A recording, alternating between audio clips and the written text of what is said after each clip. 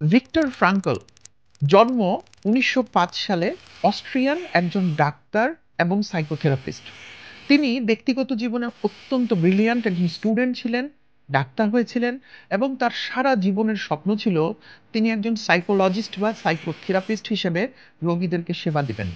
কিন্তু তার জীবনের একদম আর্লি স্টেজে তিনি যখন বিয়ে করেছেন, একটা সুন্দর সংসার তৈরি করবেন, তার মাত্র ৭-৮ মাসের মধ্যেই দ্বিতীয় বিশ্বযুদ্ধ শুরু হয়ে যায় এবং আপনারা সবাই জানেন হিটলার তার বাহিনী সহ অস্ট্রিয়া দখল করে ফেলে।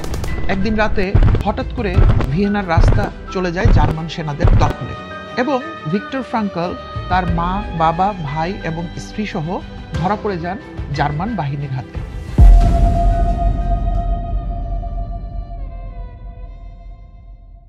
আসসালামু আলাইকুম, আশা করি সবাই ভালো আছেন। রকমারি বৈঠকের আজকের পর্বে আপনাদেরকে স্বাগত জানাচ্ছি। আজকে আপনারা আমার টেবিলে যে বইটি দেখতে পাচ্ছেন, man's search for meaning, Viktor ফ্রাঙ্কলের লেখা অসামান্য একটা বই। আমি ব্যক্তিগতভাবে এই বইটা খুবই অ্যাডমায়ার করি। আমার নিজের জীবনের ট্রান্সফরমেশন এবং বিশেষ করে আমি এখন যে প্রফেশনে আছি, life coaching, business coaching, training, people development, transformation, এইটার একটা মূল নলেজ আমি এই বইটা থেকেই পেয়েছি।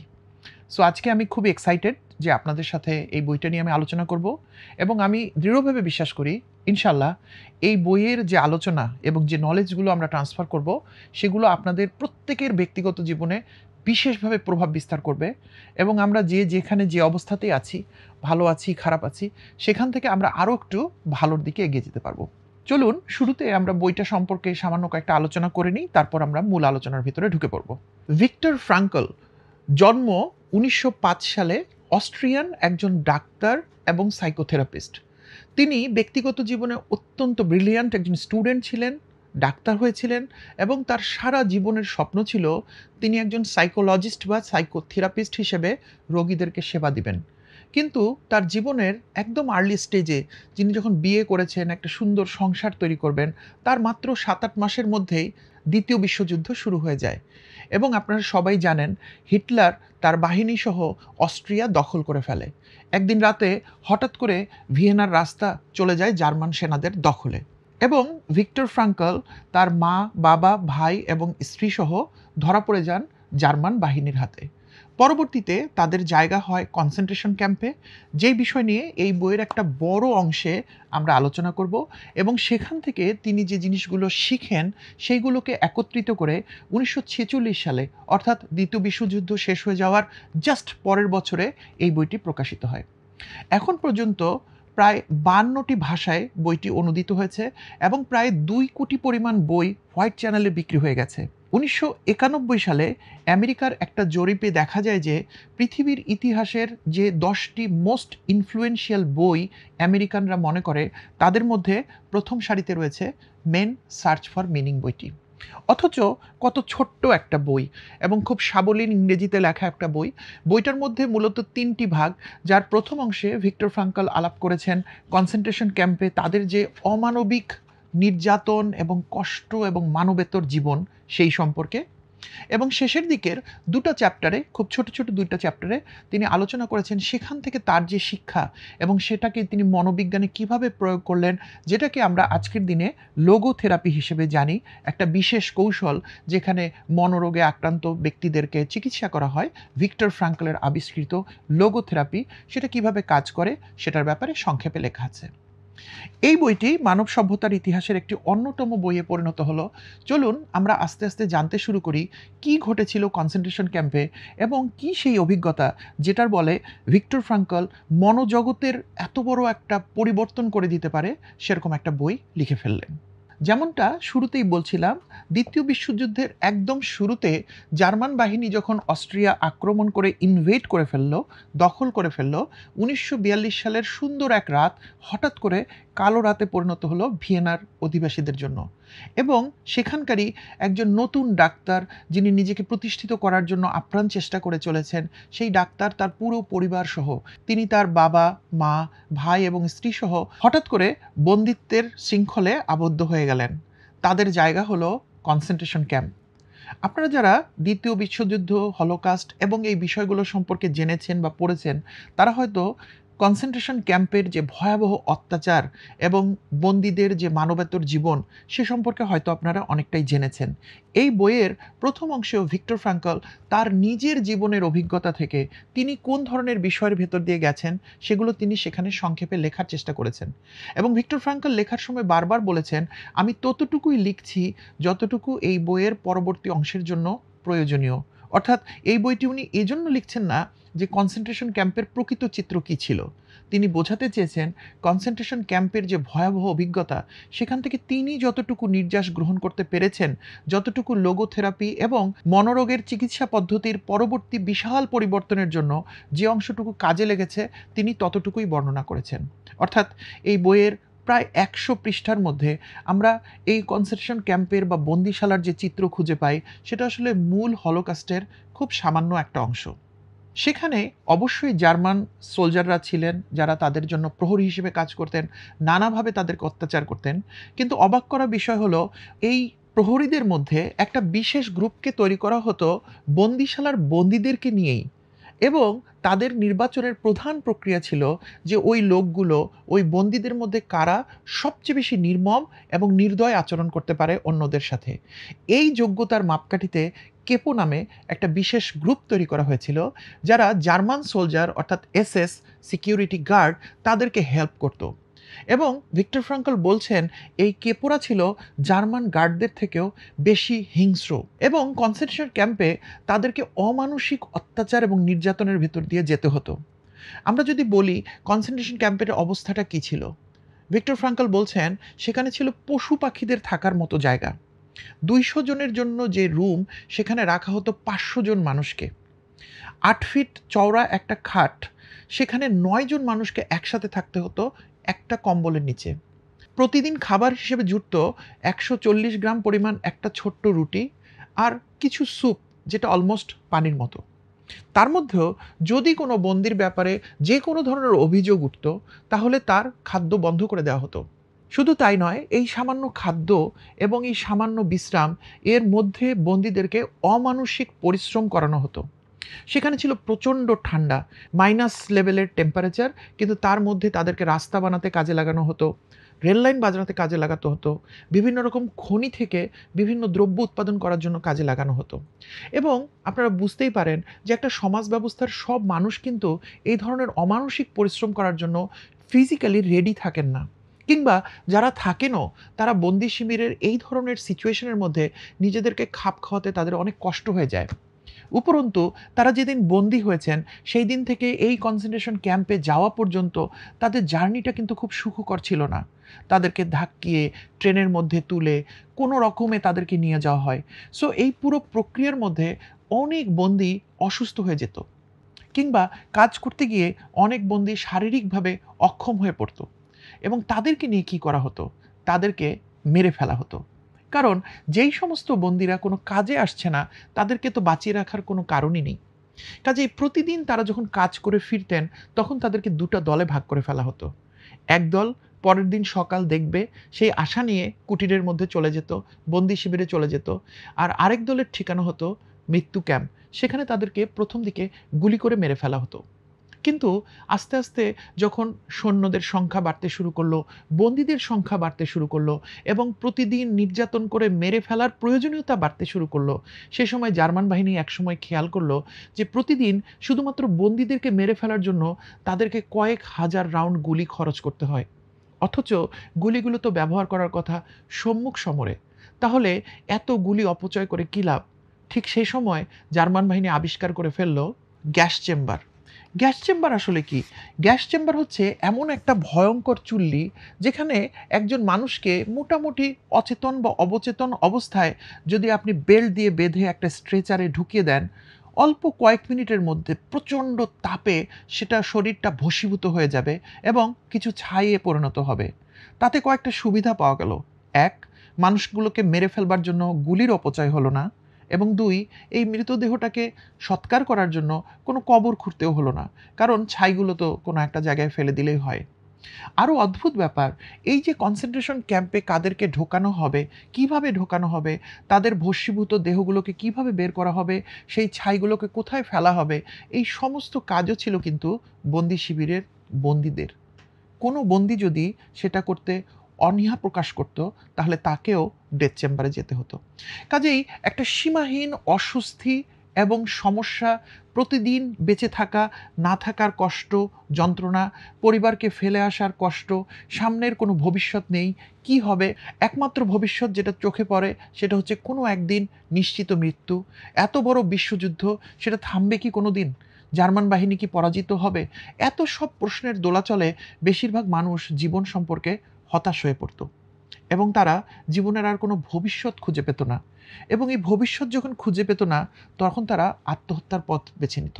কিন্তু তাদেরকে কঠোর নিয়মতান্ত্রিকতার ভিতরে রাখা হতো, কাজেই আত্মহত্যার কোনো মাধ্যম তারা খুঁজে পেত না। তাদের সামনে একটা রাস্তাই খোলা থাকতো, সেটা হতো ক্যাম্পের চারিদিকে যে উঁচু ভোল্টেজের তারগুলো দেয়া আছে, কাঁটা তারগুলো দেয়া আছে, এটা ধরে আত্মহত্যা করা। কাজেই কোনো একদিন হঠাৎ করে একজন বন্দী ক্যাম্প থেকে বের হয়ে কাঁটাতারের দিকে দৌড় দিত এবং সে যদি কাঁটাতার পর্যন্ত পৌঁছতে পারত, তাহলে কাঁটাতার ধরেই সে উচ্চ ভোল্টেজে জীবন দিয়ে দিত। কিন্তু অনেকের পক্ষেই কাঁটাতার পর্যন্ত পৌঁছানো সম্ভব হতো না, কারণ ক্যাম্পের ওয়াচ টাওয়ার থেকে সোলজাররা দেখে ফেলতো যে কিছু লোক দৌড়াচ্ছে এবং তারা তখন সেখান থেকে স্নাইপার রাইফেল দিয়ে তাদেরকে গুলি করত এবং সেই গুলি খেয়েই অনেক বন্দীকে মরে যেতে হতো। কাজেই আমরা বুঝতে পারছি বন্দি শিবিরের একমাত্র পরিণতি ছিল মৃত্যু। সেটা হতে পারে ঘটনাক্রমে মৃত্যু, সেটা হতে পারে গ্যাস চেম্বারে মৃত্যু, কিংবা আত্মহত্যাজনিত মৃত্যু, কিংবা সোলজারদের গুলিতে মৃত্যু। এর বাইরেও আমরা যে কেপোদের কথা বলতাম, তারাও বন্দীদেরকে অমানুষিক অত্যাচার করত।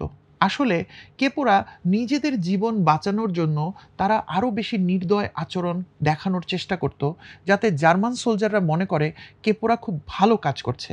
এবং এর অংশ হিসেবে তারা অহেতুক বিভিন্ন বন্দি শিবিরে ঢুকে বন্দীদেরকে নির্যাতন করত, অত্যাচার করত, অপমান করত। এবং সেই অত্যাচার এবং অপমান শুরু হতো একজন বন্দীকে উলঙ্গ করার মধ্য দিয়ে। দেখা যেত যখন একজন বন্দীকে উলঙ্গ হবার নির্দেশ দেওয়া হচ্ছে, বন্দীটি সেই নির্দেশটি গ্রহণ করতে পারছেন না। সবার সামনে তিনি উলঙ্গ হতে অস্বস্তি বোধ করছেন, অনিচ্ছা প্রকাশ করছেন। তখন তাকে মারপিট করা হতো, ঘুষি মারা হতো, অনেক ক্ষেত্রে তাকে দেখে বেয়োনেট দিয়ে চার্জ করা হতো, রক্তাক্ত করে ফেলা হতো এবং কখনো কখনো ঘটনা এমন একটা পর্যায়ে গিয়ে উপনীত হতো যে ওই স্পটেই হয়তো ওই বন্দীকে মেরে ফেলা হয়েছে। এসব ছিল বন্দি শিবিরের নিত্য নৈমিত্তিক পরিস্থিতি এবং এমন পরিস্থিতির মধ্যে ক্ষুধা, কষ্ট, মৃত্যুর ভয় সব কিছুর মিলেই বেশিরভাগ বন্দী বিমর্ষ থাকতো এবং সেটাই স্বাভাবিক। কিন্তু খেয়াল রাখতে হবে, ভিক্টর ফ্রাঙ্কল ছিলেন একজন মনোরোগ বিশেষজ্ঞ। এরকম সিচুয়েশনের মধ্যেও তিনি মানুষের মনস্তত্ত্ব পড়ার চেষ্টা করতেন এবং তিনি খেয়াল করলেন খুব অল্প সংখ্যক মানুষ হলেও বন্দি শিবিরের ভিতর এমন কিছু মানুষ আছেন যাদের আচরণ একবারই অন্যরকম। তারা এই সমস্ত ক্ষুধা, কষ্ট, মৃত্যুর ভয়ের মধ্যে আছেন, কিন্তু তারা প্রতি মুহূর্তে নিজের মধ্যে আছেন এবং তারা নিজের জীবনকে মূল্যায়ন করছেন। এরকমই একজন মানুষ ছিলেন যার সাথে ভিক্টর ফ্রাঙ্কল অবসরে কিছুটা কথা বললেন এবং তিনি জানতে পারলেন এই লোকটি মুক্তির জন্য অপেক্ষা করছেন। খুবই অদ্ভুত! যেখানে সব মানুষ মুক্তির কোনো দিশা খুঁজে পাচ্ছে না, কোনো সম্ভাবনা নেই, সেখানে একজন মানুষ কিভাবে মুক্তির প্রত্যাশায় বসে আছেন? ভিক্টর ফ্রাঙ্কল আরও জানতে চাইলেন। ওই বন্দীটি বললেন যে তিনি বন্দিত্ব দশায় আসবার ঠিক আগের দিন তার একমাত্র ভাইঝি, যার এই পৃথিবীতে আর কেউই নেই, তার নিজের তত্ত্বাবধানে সেই মেয়েটি আছে, সেই ভাইঝিটিকে তিনি একটি বাসায় রেখে এসেছিলেন দৈবক্রমে এবং সেই ভাইঝিটা বেঁচে গিয়েছিল এবং তিনি বন্দিত্বে চলে এসেছেন এবং তিনি আজকে এই বন্দিত্বের নির্মম পরিস্থিতিতে বসেও ভাইঝিটির ভবিষ্যৎ নিয়ে ভাবছেন। তিনি ভাবছেন, ভাইঝিটিকে যদি আমি না দেখি তাহলে তো ওর জীবনে কেউ নেই, ওর কি হবে? কাজেই ওকে দেখার জন্য হলেও আমাকে একদিন মুক্ত হতে হবে, সুস্থ হতে হবে, ওর কেয়ার গিভার হিসেবে আমাকে ফেরত যেতে হবে ভাইঝিটির কাছে। দেখুন, একটি সম্ভাবনা যেটি জীবনকে বাঁচিয়ে রাখার জন্য কিছুটা আশ্বাস দিচ্ছে। এর বাইরে বন্দি শিবিরে ভিক্টর ফ্রাঙ্কল আরও কিছু মানুষকে দেখলেন যারা মূলত ইহুদি ধর্মযাজক বা ধর্মপ্রচারক ছিলেন এবং ভিক্টর ফ্রাঙ্কল খেয়াল করলেন এই লোকগুলো তুলনামূলকভাবে অনেক শান্ত। যখন তাদেরকে কোনো কাজ করার জন্য অর্ডার করা হয়, তারা সামর্থ্য অনুসারে সে কাজগুলো করার চেষ্টা করেন। যখন তাদেরকে অত্যাচার করা হয়, তারা মুখ বুজে অত্যাচার সহ্য করেন, আর বাকি সময়টা তারা হয় ঘুমান, বিশ্রাম নেন, কিংবা জেগে থাকলে তারা ঈশ্বরের জপ করেন। তাদেরকে দেখেও তুলনামূলকভাবে অনেক শান্ত মনে হতো। ভিক্টর ফ্রাঙ্কল এরকম কয়েকজন ধর্মযাজককে গিয়ে জিজ্ঞেস করলেন যে, আপনারা কিভাবে এরকম পরিস্থিতির মধ্যে এত শান্ত থাকেন? যাজকরা উত্তর দিলেন, দেখো, এই জীবনটা ঈশ্বর সৃষ্টি করেছেন এবং আমাদেরকে ঈশ্বরের কাছেই ফিরে যেতে হবে। আর তাছাড়া আমাদের জীবনে যা কিছু ঘটছে তাও কিন্তু ঈশ্বরেরই কর্মপরিকল্পনা। কাজেই আমাকে যেহেতু যে কোনো পরিস্থিতিতে ঈশ্বরকেই সন্তুষ্ট রাখতে হবে, কাজেই তার পরিকল্পনাকে আমি কিভাবে ঋণাত্মক দৃষ্টিকোণ থেকে দেখি। আর তাছাড়া আমার যেহেতু আল্টিমেট পথ হচ্ছে ঈশ্বরের কাছে ফেরত যাওয়া এবং সেটা যেহেতু মৃত্যুর মধ্য দিয়েই ঘটবে, কাজেই আমি কনসেন্ট্রেশন ক্যাম্পে মরে যাচ্ছি কিংবা কারো অত্যাচারে মরে যাচ্ছি নাকি স্বাভাবিকভাবে মরে যাচ্ছি, এর মধ্যে আসলে আমাদের কাছে কোনো পার্থক্য নেই। কাজেই আমরা চাই যে কোনো বর্তমান মুহূর্তে ঈশ্বরকে জপ করতে, ঈশ্বরকে খুশি করতে। কেননা যে কোনো পরিস্থিতি এবং যে কোনো সময় আমি যখন ঈশ্বরের মুখোমুখি হব, তখন যেন আমি ঈশ্বরকে বলতে পারি যে, হে সৃষ্টিকর্তা, আমি পৃথিবীতে কিন্তু তোমার সন্তুষ্টির জন্যই সমস্ত কাজ করেছি এবং তুমি যখন আমাকে ডেকেছ, আমি তোমার কাছে ফিরে এসেছি। এই যে একজন সাধারণ বন্দী, যিনি তার ভাইঝির টেক কেয়ার করতে হবে ভেবে জীবনকে উপভোগ করছেন, ভবিষ্যতের স্বপ্ন দেখছেন, কিংবা কিছু ধর্মযাজক যারা জীবনের প্রত্যেকটি মুহূর্তে জীবনকে সমর্পণ করেছেন ঈশ্বরের জন্য, ভিক্টর ফ্রাঙ্কল গভীরভাবে চিন্তা করলেন এই মানুষগুলোর মধ্যে কিছু কমনালিটি আছে, কিছু মিল আছে। সেটা হচ্ছে তারা জীবনের উদ্দেশ্য খুঁজে পেয়েছেন। একজন জীবনের উদ্দেশ্য খুঁজে পেয়েছেন, তার হারিয়ে যাওয়া ভাইঝির টেক কেয়ার করতে হবে। অন্যদিকে একদল লোক জীবনের উদ্দেশ্য খুঁজে পেয়েছেন, ঈশ্বরের জন্য জীবনকে সমর্পণ করতে হবে। একজন মনোবিজ্ঞানী হিসেবে ভিক্টর ফ্রাঙ্কল ভাবলেন, যদি জীবনের লক্ষ্য খুঁজে পাওয়ার মধ্যে যদি বর্তমানকে এনজয় করা যায়, বর্তমানের সমস্যাগুলোকে অ্যাভয়েড করা যায়, তাহলে আমি কি জীবনের লক্ষ্য খুঁজে বের করতে পারি? ভিক্টর ফ্রাঙ্কল মনে মনে চিন্তা করতে থাকলেন, তার জীবনের, তার মনের কি অসমাপ্ত বিষয় লুকিয়ে আছে। ভিক্টর ফ্রাঙ্কল খেয়াল করলেন, যেদিন তিনি বন্দী হয়েছিলেন সেই দিন রাত্রে ভিয়েনায় তার নিজের বাড়ি থেকে বের হবার আগ মুহূর্তে তিনি তার একটি অসমাপ্ত বইয়ের পাণ্ডুলিপি তার কোটের পকেটে নিয়ে বের হয়েছিলেন। তিনি ভেবেছিলেন যখন অবসর পাবেন তিনি বইটি লেখা সম্পূর্ণ করবেন, কারণ বইটির নলেজ তার মাথায় চলে এসেছিল, তার শুধু লেখা বাকি ছিল। কিন্তু যখন তারা ক্যাম্পে ঢুকেন তখন তাদের কাছ থেকে সব কিছু কেড়ে নেওয়া হয়। কাজেই সেই বইটি বা পাণ্ডুলিপিটিও তিনি হারিয়ে ফেলেন। ভিক্টর ফ্রাঙ্কল তৎক্ষণাৎ মনে করেন যে এই বইটি আমি সুযোগ পেলে লেখা শুরু করব, জীবনের উদ্দেশ্য। ভিক্টর ফ্রাঙ্কল জীবনের আরেকটি উদ্দেশ্য খুঁজে পেলেন। ভিয়েনায় তিনি যখন ছিলেন, যখন তিনি একজন সাইকিয়াট্রিক হিসেবে গবেষণা করছেন, চিন্তা করছেন, নিজেকে প্রতিষ্ঠিত করার কথা ভাবছেন, তখন সবসময় তার স্বপ্ন ছিল তিনি একটা বড় থিসিস করবেন, একটা রিসার্চ করবেন, একটা পিএইচডি করবেন এবং তার পিএইচডির নলেজটা তিনি ভিয়েনা ইউনিভার্সিটির ছাত্রছাত্রীদেরকে পড়াবেন। এই দুইটি লক্ষ্যকে ভিক্টর ফ্রাঙ্কল একীভূত করলেন। তিনি ঠিক করলেন যে নলেজটি তিনি ইতিমধ্যে পেয়ে গেছেন, সেই নলেজটি তিনি লিখতে শুরু করবেন যখন সুযোগ হয়, অবসর হয়, বন্দি শিবিরের ভিতরে। আর পাশাপাশি তিনি একটি রিসার্চও কমপ্লিট করবেন এবং তার পিএইচডি হবে বন্দি শিবিরের এই অভিজ্ঞতা। এত বড় একটা প্র্যাকটিক্যাল অভিজ্ঞতা যেটার মধ্য দিয়ে তিনি নিজে যাচ্ছেন, এর থেকে বড় গবেষণার ক্ষেত্র আর কি হতে পারে? হ্যাঁ, প্রশ্ন হচ্ছে, একটা রিসার্চ করতে গেলে রিসার্চের প্রফেসর লাগবে, মেথোডোলজি লাগবে, নলেজগুলোকে লিখতে হবে। কিন্তু কি যায় আসে? আমি যে এক্সপেরিয়েন্স করছি তাই আমার গবেষণার মধ্যে আমি নিয়ে নেব এবং প্রত্যেকটা জিনিসকে আমি খুঁটিয়ে খুঁটিয়ে উপলব্ধি করব। যখন আমি মুক্তি পাবো তখন আমি এগুলো লিখব, সেটা রিসার্চ ডকুমেন্ট হবে, পিএইচডির ফাইনাল ডিফেন্স হবে এবং এই জ্ঞানটাই, এই পিএইচডির জ্ঞানটাই আমি একদিন ভিয়েনায় আমার স্টুডেন্টদেরকে পড়াবো। ভিক্টর ফ্রাঙ্কল যখন অবসর পেতেন, যদি তার সুযোগ হতো লেখার, তিনি তার অসমাপ্ত বইটি লিখতেন। আর যে সময়গুলো তার লেখার সুযোগ হতো না, তিনি বন্দি শিবিরের সমস্ত কিছু, এমনকি তার নিজের আচরণও তিনি গবেষণা করতে থাকতেন। এবং আস্তে আস্তে উনি খেয়াল করতে শুরু করলেন, যখন কেপোরা এসে তাকে অত্যাচার করতে শুরু করে, তার কোন মনস্তত্ত্ব তাকে কেপোদের অর্ডার মানতে বাধা দেয়। ভিক্টর ফ্রাঙ্কল মনে মনে ভাবলেন, উলঙ্গ কিন্তু তাকে হতেই হবে। এখন পর্যন্ত এমন কোনো বন্দি শিবিরে পাওয়া যায়নি যে কেপোদের অর্ডার অমান্য করে বেঁচে থাকতে পেরেছিল।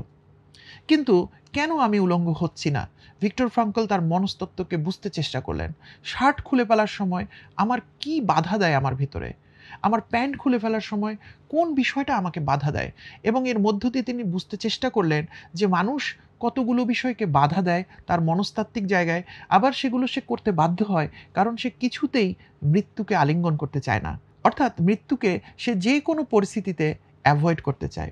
আরেকদিন ভিক্টর ফ্রাঙ্কলকে কেপোরা বেয়োনেট চার্জ করতে চাইলেন।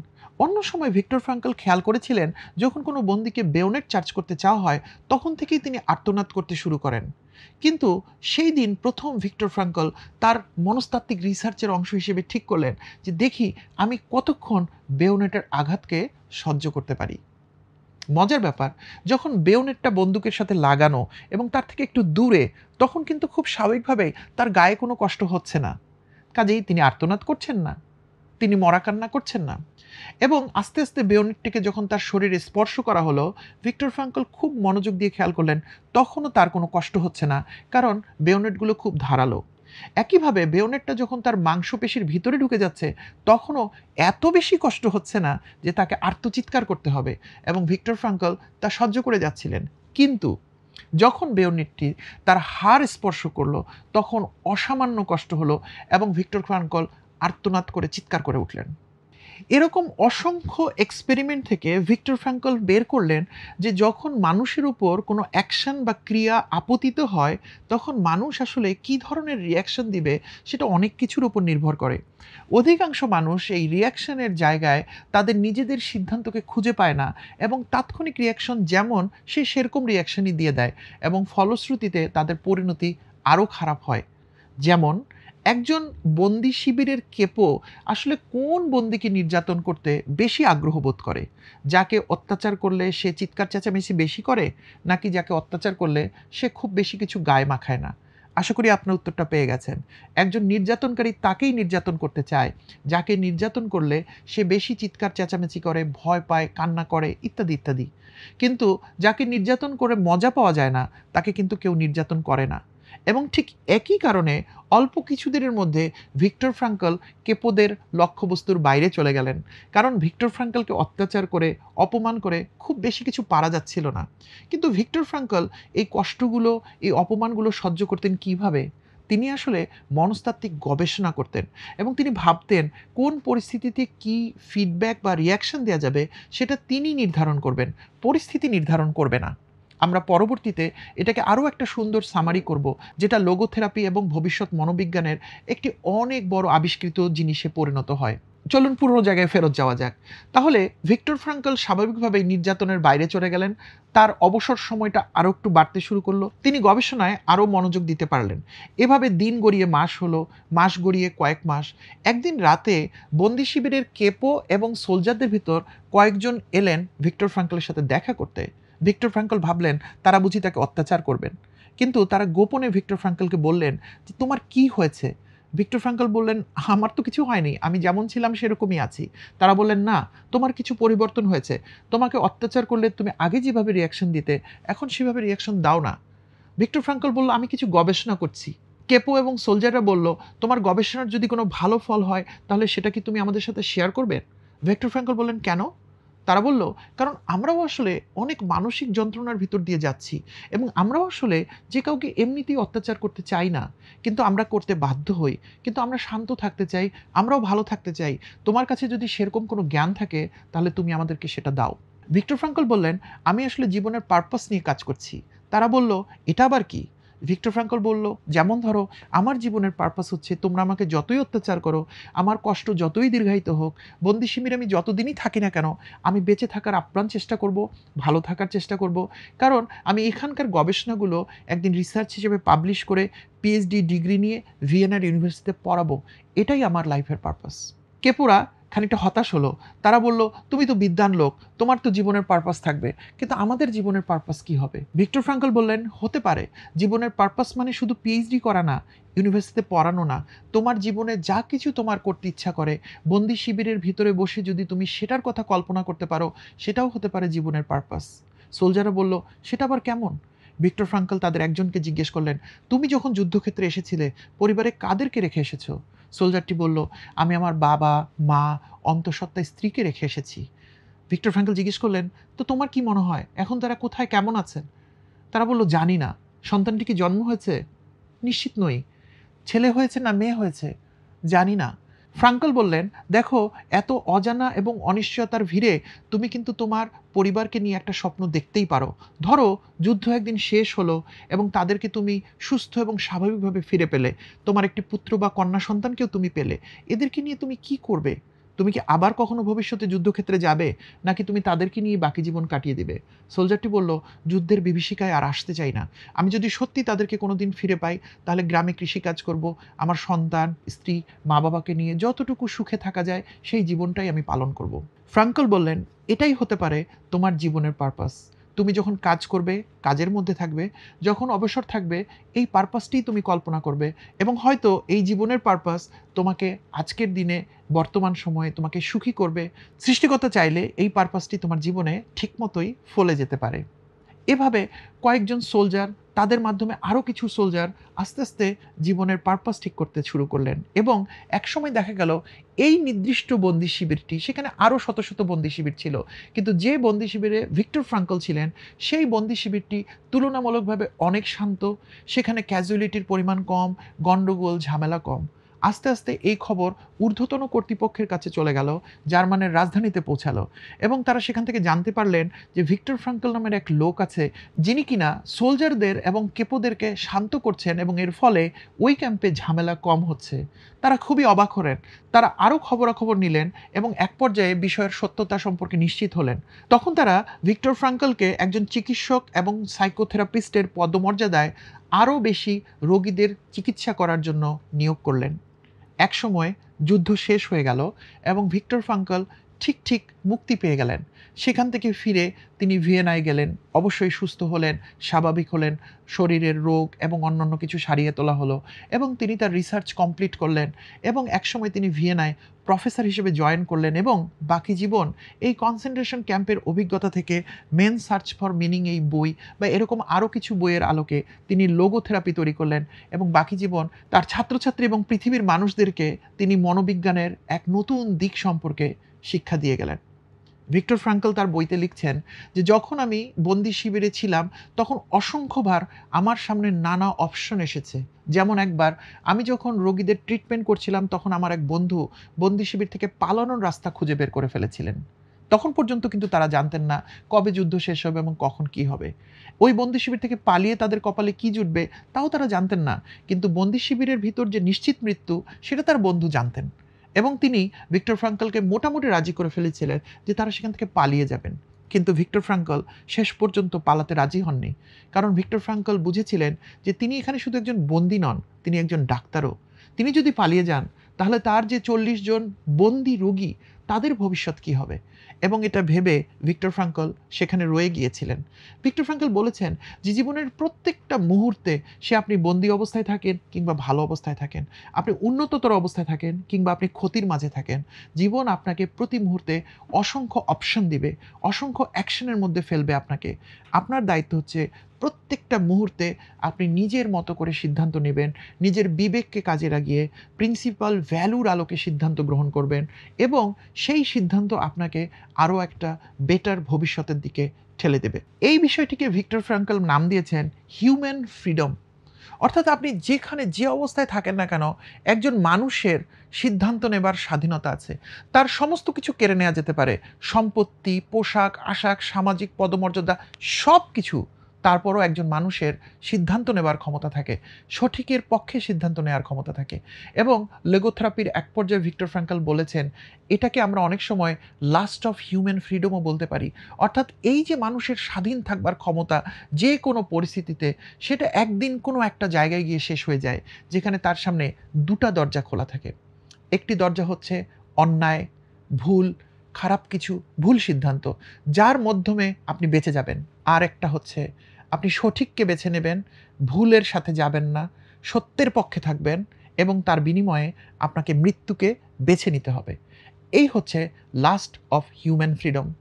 এই পরিস্থিতিতেও একজন মানুষের স্বাধীনতা আছে, তিনি কোন দরজাটি বেছে নেবেন। তিনি কি জীবনকে বেছে নেবেন নাকি তিনি মৃত্যুকে বেছে নেবেন। খেয়াল করবেন, এখানে কিন্তু আত্মহত্যার কথা বলা হচ্ছে না, বলা হচ্ছে সত্যকে ধারণ করার মধ্য দিয়ে প্রয়োজনে মৃত্যুকে বরণ করা। বেশিরভাগ মানুষের সাথে আমি যখন কথা বলেছি, আমি দেখেছি মানুষ এই দরজাটা নিতে চায়। অর্থাৎ মানুষ যেকোনো মূল্যে জীবনকে বাঁচাতে চায়। ভিক্টর ফ্রাঙ্কলও বলেছেন যে আমরা যেকোনো মূল্যে জীবনকে বাঁচাতে চাই। কিন্তু যখন প্রশ্নটা হবে সঠিক এবং ভুলের, সত্য এবং মিথ্যার, তখন আসলে আমাদেরকে সত্যকেই বেছে নিতে হবে। এবং সত্যকে বেছে নেওয়ার মধ্য দিয়ে আপনি কিন্তু এক অর্থে মৃত্যুকেই বেছে নিলেন। এবং যেহেতু এরপর আপনি আর বেঁচে থাকছেন না, ভিক্টর ফ্রাঙ্কল বলছেন এটাই লাস্ট অফ হিউম্যান ফ্রিডম। কারণ আমি সত্যকে অবজ্ঞা করে বেঁচে থেকে আমার লাভ কি? আমাকে পুনরায় মিথ্যার মুখোমুখি হতে হবে। আমি এইভাবে যতবার মিথ্যাকে বেছে নেব, আমার জীবন তো একটা মিথ্যার জীবন হবে। আপনারা অবাক হবেন এটা জেনে যে মহাত্মা গান্ধী যখন সাউথ আফ্রিকা থেকে ফিরে এসে অহিংস আন্দোলন শুরু করলেন, তার ভিতরের মূল মোটোটাই ছিল লাস্ট অফ হিউম্যান ফ্রিডম। কিভাবে? আমরা একটা ছোট ঘটনা থেকে জানতে পারি। একবার তারা একটা মৌন মিছিল করছিলেন এবং ব্রিটিশ সোলজাররা রাস্তায় দাঁড়িয়ে মহাত্মা গান্ধীর দলকে বলল যে তোমরা ফিরে যাও, নাহলে তোমাদেরকে ব্যাটন চার্জ করা হবে, তোমাদেরকে লাঠি পেটা করা হবে। একজন সামনের মানুষ গান্ধীর দিকে তাকিয়ে বললেন, বাপু আমরা কি করব? গান্ধী বলল, আমরা এগিয়ে যাব। তারা এগিয়ে যেতে শুরু করলেন। এক পর্যায়ে সোলজাররা তাদেরকে ব্যাটন চার্জ করলো, তাদেরকে লাঠি পেটা করলো এবং সবাই আর্তনাদ করে রাস্তায় লুটিয়ে পড়ল। লুটিয়ে পড়া লোকটি গান্ধীর দিকে তাকিয়ে আবার বলল, বাপু আমরা এখন কি করব? গান্ধী বললেন, আমরা আবার উঠে দাঁড়াবো এবং আমরা হাঁটবো। তারা উঠে দাঁড়ালেন, হাঁটলেন এবং তাদেরকে আবার লাঠি পেটা করা হলো। লোকগুলো আবার পড়ে গেলেন, প্রায় মৃতপ্রায় অবস্থা। তারা আবার জিজ্ঞেস করলেন, বাপু আমরা কি করব? মহাত্মা গান্ধী বললেন, আমরা উঠে দাঁড়াবো এবং আমরা হাঁটতে থাকবো। লোকটি বললেন, কতক্ষণ? গান্ধী বললেন, যতক্ষণ আমাদের জীবন আছে। Last of human freedom. অর্থাৎ ব্রিটিশ সৈন্যরা তোমাকে ভয় দেখাতে পারে, ঠিক, তারা তোমাকে মারতে পারে, আরও নানাভাবে তোমাকে তারা অত্যাচার করতে পারে এবং এই অত্যাচার মারের ভয়ে তারা যে প্রভু এটা প্রমাণ করেছে তারা 200 বছর, চাইলে তারা আরও পারবে, কিন্তু আমরা আর এটা মানব না। অর্থাৎ আমরা বলবো, তুমি জোর করে আমার প্রভু হওয়ার চেষ্টা করছো, কিন্তু আমার মূল প্রভু যিনি আমাকে জীবন দিয়েছেন এবং এই জীবনের বিনিময়ে হলেও আমি তোমাকে অস্বীকার করব। আমি যতক্ষণ বেঁচে আছি ততক্ষণ তুমি আমাকে কষ্ট দিতে পারো, মারতে পারো, অত্যাচার করতে পারো, আমি জানি এবং সেটা আমি গ্রহণ করতে রাজি আছি। কিন্তু তুমি আমার জীবন দিতে পারো না। আমার জীবন দিয়েছেন আমার সৃষ্টিকর্তা এবং আমার সৃষ্টিকর্তার কাছে আমি আমার জীবনকে সমর্পণ করব এবং যতক্ষণ পর্যন্ত আমি বেঁচে আছি আমি বারবার বলে যাব, তুমি আমার প্রভু নও। তুমি আমার উপর জগদ্দল পাথর হিসেবে চেপে বসেছো, কাজেই তুমি সরে যাও আমার সামনে থেকে। আর আমি যখন মরে যাব তুমি আমার মৃত শরীরকে আর মারতে পারবে না, কষ্ট দিতে পারবে না। কাজেই last of freedom, last of human freedom. আমি মরে যাব কিন্তু তোমাকে প্রভু হিসেবে মানব না। আমাদের মুক্তিযুদ্ধেও কিন্তু আমরা একটা বিদেশি শক্তিকে মানিনি বলে আমাদের শত সহস্র মুক্তিযোদ্ধারা ফ্রন্টিয়ারে জীবন দিয়েছেন, পিছন থেকে মানুষরা তাদেরকে সাহায্য করেছেন, জীবন দিয়েছেন এবং এর বিনিময়ে আমরা একটা সুন্দর দেশ পেয়েছি। আমরা যদি ওই দিন জীবন না দিতাম, আমরা যদি তাদের সমস্ত অন্যায় অত্যাচার মেনে নিয়ে জীবনের বিনিময়ে সব কিছুকে মেনে নিতাম, তাহলে কিন্তু আমরা একটা দেশ পেতাম না। আপনারা নেলসন ম্যান্ডেলার কথা ভাবেন, তার যখন 28 বছরের জেল হলো তখন তিনি উৎফুল্ল ছিলেন এবং তাকে সাংবাদিকরা জিজ্ঞেস করলেন, তোমার 28 বছরের জেল, তুমি তো মরেই যাবে জেলখানায়, তাহলে তুমি কেন খুশি? তিনি বললেন যে না, আমি যতক্ষণ বেঁচে আছি আমি আমার আদর্শ নিয়ে বেঁচে থাকবো। আমার যদি মৃত্যুদণ্ড হয়ে যেত তাহলে তো আমি মরে যেতাম, তাহলে তো আমার পক্ষে কিছু করা সম্ভব ছিল না। কিন্তু আমি যে 27-28 বছর বাঁচবো, এই সময় আমি আমার আদর্শ নিয়েই চলতে চাই। Last of human freedom. একজন মানুষের 5 বছর জেল হলেই তো মানুষটা ভেঙে পড়ার কথা, তার জীবন শেষ। কিন্তু ম্যান্ডেলা সেরকমভাবে ভাবেননি এবং একটা ছোট্ট প্রকোষ্ঠে, রোবেন দ্বীপের ছোট্ট একটা প্রকোষ্ঠে বসে নেলসন ম্যান্ডেলা কিন্তু 28 বছর ধরে তার আদর্শকে নিজের ভিতর জিইয়ে রেখেছিলেন। তাকেও অনেক অত্যাচার করা হয়েছিল, কিন্তু তিনি চাইলেই মেনে নিতে পারতেন সব কিছু, তিনি নেননি।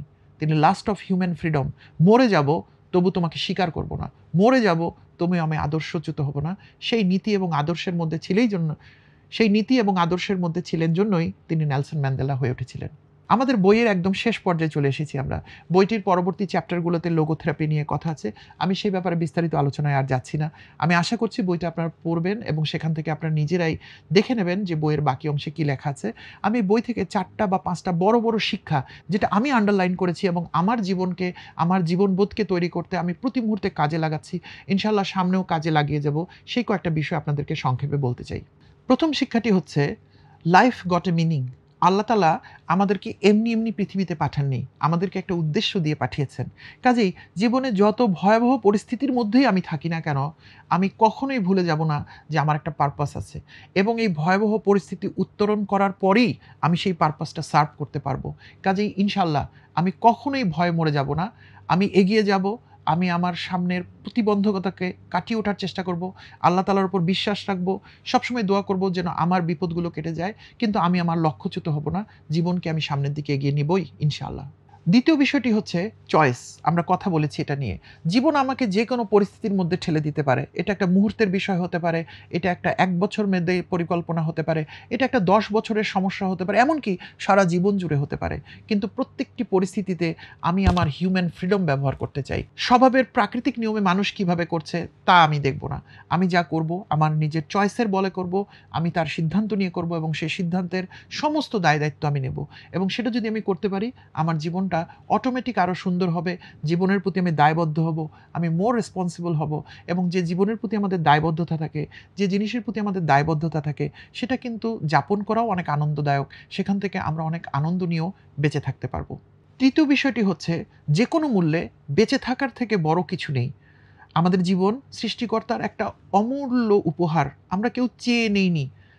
সৃষ্টিকর্তা চাইলে, আল্লাহ তাআলা চাইলে আমাদেরকে একটা পশু, পাখি, টেবিল, চেয়ার করে সৃষ্টি করে দিতে পারতেন।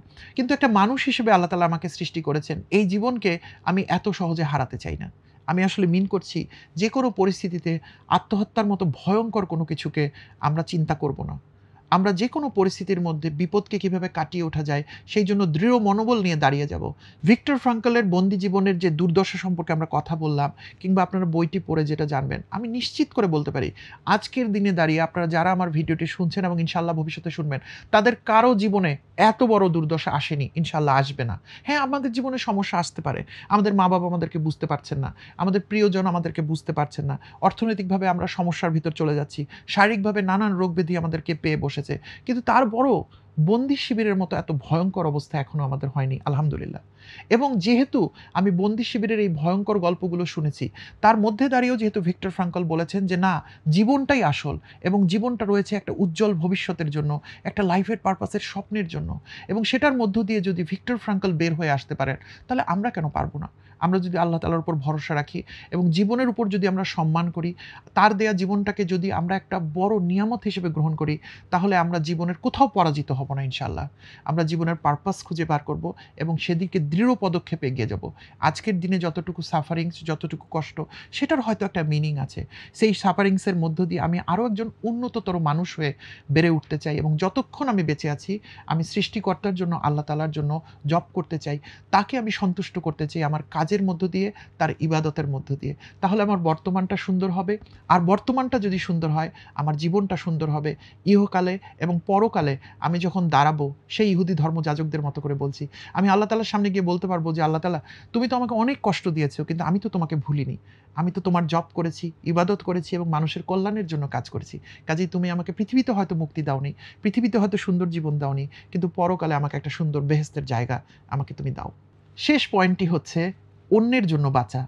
শুধু নিজের জন্য বাঁচলে জীবনটা সুন্দর হয় না। মনে আছে সেই ভাইঝির কথা, যার জন্য একজন মানুষ বন্দি শিবিরের দুর্দশার মধ্যেও ভেবেছিলেন বেঁচে থাকতে হবে, বের হতে হবে বন্দি শিবির থেকে জীবন নিয়ে, কারণ ভাইঝিটার জন্য আমার অনেক কিছু করার আছে। আপনিও দেখবেন আপনার জীবনে যখনই আপনি অন্যের জন্য কিছু করতে চাইবেন, তখনই আপনার জীবনটা সুন্দর হয়ে যাবে। আর যখন আপনি আত্মকেন্দ্রিক, স্বার্থপরের মতো বাঁচতে চাইবেন, আপাত দৃষ্টিতে মনে হচ্ছে আমি তো বেশি ভালো কাপড় পরছি, আমি তো অনেক খাচ্ছি, আমার তো জীবনটা সুন্দর হচ্ছে, কিন্তু আসলে সেটা হয় না। সেই সমস্ত মানুষ হতাশার মধ্যে বেশি ডুবে যায়। আমরা লাইফ কোচ হিসেবে যখন কাজ করি, আমরা দেখি যারা আত্মকেন্দ্রিক, কিন্তু যারা অন্যের জন্য কিছু করেছে, সেটা হতে পারে একজন মানুষ, পশু পাখি, গাছপালা, যে কোনো কিছু, পৃথিবীর জন্য, প্রকৃতির জন্য যদি আপনি কাজ করেন, তাহলে আপনার জীবনটা অটোমেটিক অনেক সুন্দর হয়ে যাবে। আমরা শেষ করব বইটার ভিতরের একটা ছোট্ট কথা দিয়ে। আমার মনে কথাটা খুব দাগ কেটে গেছে। ভিক্টর ফ্রাঙ্কল বলেছেন যে একটা বই আপনি যদি যেকোনো একটা পাতা খুলেন, আপনি কি বুঝতে পারবেন বইটিতে কি লেখা আছে? আপনি বুঝতে পারবেন না। আবার বইয়ের যদি শেষ পাতাটা যদি আপনি পড়েন, একটা যেকোনো উপন্যাস, তাহলে কি আপনি বুঝতে পারবেন বইয়ের ভেতর কি ঘটেছিল? হ্যাঁ, শেষ পাতায় হয়তো আপনি দেখবেন নায়ক-নায়িকার বিয়ে হয়ে গেছিল, কিংবা তারা সেপারেট হয়ে গেছিল, কিছু একটা বিয়োগাত্মক অথবা ভালো, যেকোনো কিছুই। কিন্তু আপনি তো আসলে পুরো ঘটনাটা জানতে পারলেন না। তাহলে ভিক্টর ফ্রাঙ্কল বলছেন যে একটা বই, সেটা যেকোনো উপন্যাস হোক না কেন, হঠাৎ করে ভিতরের পাতা বের করে পড়লে আপনি বইটা বুঝবেন না। আবার শেষের পাতা পড়লেও আপনি বইটা বুঝবেন না। আবার ১ম পাতা পড়েও আপনি বইটা বুঝবেন না। তাহলে বইটা আপনি কিভাবে বুঝবেন? যখন বইটার ১ম থেকে প্রত্যেকটা পাতা আপনি মনোযোগ দিয়ে বুঝে, বুঝে পড়বেন, চরিত্রগুলোর মধ্যে ডুবে যাবেন, চরিত্রগুলো কেন, কোন পরিস্থিতিতে কোন আচরণ করছে, সেটা আপনি আত্মস্থ করতে থাকবেন। তখন একসময় বইয়ের শেষ পাতায় পৌঁছে গেলে আপনি পুরো বইটা বুঝতে পারবেন এবং আপনার মধ্যে একটা আত্মতৃপ্তি তৈরি হবে যে হ্যাঁ, আমি বইটি বুঝে পড়েছি। এই বইটির কথাগুলো আমি জানি, এই বইটির দর্শন আমি বুঝি, এই বইয়ের চরিত্রগুলোর আচরণ আমি বুঝতে পেরেছি। ভিক্টর ফ্র্যাঙ্কল বলেছেন, আমাদের জীবন ঠিক এরকমই। আমরা জীবনের একটা পাতা পড়লে জীবনটাকে বুঝতে পারবো না। হঠাৎ করে জীবনের শেষ প্রান্তে পৌঁছে গেলেও জীবনটাকে বোঝা যাবে না। তাহলে জীবনটাকে বুঝতে হলে কি করতে হবে? জীবনের প্রত্যেকটা পাতা ভালো করে আস্বাদন নিয়ে পড়তে হবে। বইয়ের প্রত্যেকটা পাতায় কি সুন্দর কথা লেখা থাকে? অনেক জায়গায় কিন্তু দুঃখের কথা লেখা থাকে। নায়ক, নায়িকা বা অন্য চরিত্র অনেক ভয়ঙ্কর, নিদারুণ কষ্টের ভিতর দিয়ে যাচ্ছে। সেটাও তো বইয়ের একটা অংশ। তাহলে আপনার আমার জীবনের প্রত্যেকটা দিন, প্রত্যেকটা ঘন্টা যদি একেকটা বইয়ের পাতা হয়, আমার জীবন বইয়ের পাতা হয়, আপনার জীবন বইয়ের পাতা হয়, হয়তো প্রত্যেকটা পাতা, প্রত্যেকটা দিন, প্রত্যেকটা ঘন্টা একই রকম সুন্দর নাও হতে পারে। কিন্তু হতাশ হবেন না। এই বইটা পড়া, জীবনের এই বইটা আত্মস্থ করাই আপনার জীবনের উদ্দেশ্য। আপনার অনেক মহান ব্যক্তি হওয়ার দরকার নেই। আপনার ভিক্টর ফ্র্যাঙ্কল হতে হবে না। আপনার খুব একটা সাধারণ মানুষ হবার দরকার নেই। আপনি আপনার মতো হন। কিন্তু আপনার জীবনের যে বইটা, তার প্রত্যেকটা পাতা আপনি আস্বাদন নিয়ে পড়ুন। এটা যদি ভালো পাতা হয়, আলহামদুলিল্লাহ। এটা যদি কঠিন, খারাপ, ভয়ঙ্কর পাতা হয়, তবু আলহামদুলিল্লাহ, কারণ আমি এটাকে কাটিয়ে সামনের দিকে এগিয়ে যেতে চাই। এবং সবশেষে আমাদের মৃত্যু একদিন আসবে, তাই না? নিশ্চিত, অনিশ্চিত মৃত্যু। আমি বলি মৃত্যু আসবেই, আবার অনিশ্চিত কখন আসবে জানি না। হয়তো এই ভিডিও রেকর্ড করার মধ্যেও আমি মরে যেতে পারি। অর্থাৎ আমাদের জীবনের মৃত্যুটা যেদিন আসবে, সেদিন জীবন বইটার শেষ পাতা চলে আসবে। আমরা যদি মৃত্যুর আগে কিছুক্ষণের জন্য উপলব্ধি করতে পারি, তাহলে আমরা বলবো আলহামদুলিল্লাহ, বইটা সুন্দরভাবে পড়েছি, জীবনের বইটা ভালোভাবে পড়া হয়েছে এবং জীবনের শেষ দৃশ্যটাও আমার কাছে ক্লিয়ার। আলহামদুলিল্লাহ, সুন্দর একটা জীবন কাটিয়েছি এবং আল্লাহর কাছে ফিরে যাওয়ার জন্য আমি প্রস্তুত। এরকম একটা সুন্দর জীবনের থেকে বড় আর কি হতে পারে? চলুন সেরকম একটা জীবন কাটানোর জন্য নিয়ত করি এবং ভিক্টর ফ্র্যাঙ্কলের এই অসামান্য বই মেন সার্চ ফর মিনিং, এই বইটি নিজে থেকে পড়ার জন্য আমি আপনাদেরকে অনুরোধ করব। পাশাপাশি এই বইটার লিঙ্ক, এই বইটার অনুবাদের লিঙ্ক রকমারি থেকে কিভাবে কিনবেন সেটা ডেসক্রিপশন এবং কমেন্ট বক্সে দিয়ে দিচ্ছি। আপনারা ভবিষ্যতে কোন বই নিয়ে আলোচনা চান সে ব্যাপারে আমাদেরকে জানান। বইটি পড়ে আপনাদের কেমন লাগলো সেটা জানান। বইয়ের অভিজ্ঞতার সাথে আপনার জীবনের কোন অভিজ্ঞতা মেলে, কিংবা কোন বিষয়টি আপনি মানতে পারছেন না, সেটাও আমাদেরকে কমেন্ট করে জানান। আপনাদের কমেন্ট, ফিডব্যাক আমাদের জন্য খুব ইম্পর্টেন্ট। আপনাদের উত্তরের অপেক্ষায়, কমেন্টের অপেক্ষায় রইলাম। আগামী দিন আবার কোনো নতুন বই নিয়ে আপনাদের সাথে দেখা হবে। ততক্ষণ পর্যন্ত ভালো থাকবেন। আপনাদের জন্য অনেক দোয়া এবং শুভকামনা থাকলো। আমাদের জন্য দোয়া করবেন। খোদা হাফেজ। আসসালামু আলাইকুম। 1 লক্ষাধিক পণ্য আর অসংখ্য সুবিধা নিয়ে আস্থার রকমারি আপনার দোরে। যা কিছু দরকারি সাথে আছে রকমারি। বই ও পণ্য অর্ডার করতে ভিজিট করুন এখনই।